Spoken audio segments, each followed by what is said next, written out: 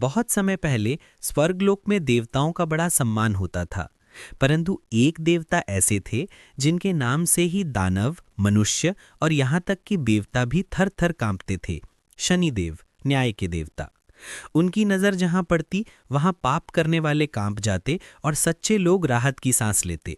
शनिदेव का जन्म और वरदान।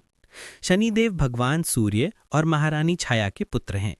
जन्म के समय से ही उनके भीतर एक अनोखी शक्ति थी, सच्चाई पहचानने की शक्ति। जब वे बड़े हुए तब भगवान शिव ने उनकी कठिन तपस्या से प्रसन्न होकर उन्हें दिव्य वरदान दिया। तुम्हारी दृष्टि जिसे भी स्पर्श करेगी उसका कर्म तुरंत फल देगा, चाहे अच्छा हो या बुरा।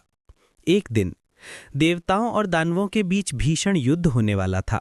देवताओं को लगा कि शनिदेव यदि युद्ध भूमि देखें तो कहीं उनकी दृष्टि से विनाश ना हो जाए। सब देवता उनकी प्रशंसा तो करते थे, पर उनकी शक्ति से डरते भी थे। देवगुरु बृहस्पति ने विनम्रता से कहा, शनिदेव, आपकी दृष्टि बड़ी कठोर है, कृपा करके युद्ध भूमि से दूर रहें। शनिदेव मुस्कुराए और बोले, मेरी दृष्टि कठोर नहीं, न्यायप्रिय है। मैं जिसे भी देखूंगा उसके कर्म ही उसके भाग्य का फैसला करेंगे। युद्ध शुरू हुआ। देवता पूरी कोशिश कर रहे थे, पर दानवों की संख्या ज्यादा थी। सबकी नजरें एक आशा लिए शनिदेव की ओर गईं। वे ऊंचे पर्वत पर बैठे शांत भाव से युद्ध देख रहे थे। तभी एक दानव, जिसने वर्षों तक अत्याचार किए थे, शनिदेव की दृष्टि में आ गया। बस दृष्टि पड़ी और दानव अपने ही हथियार से घायल होने लगा, क्योंकि यही उसका पापों का फल था। दूसरी ओर एक देवता जो ईमानदार और साहसी था, शनि दृष्टि में आते ही उसकी शक्ति दुगनी हो गई, क्योंकि उसकी निष्ठा का फल उसे मिला। धीरे धीरे युद्ध का पलड़ा देवताओं की ओर झुक गया।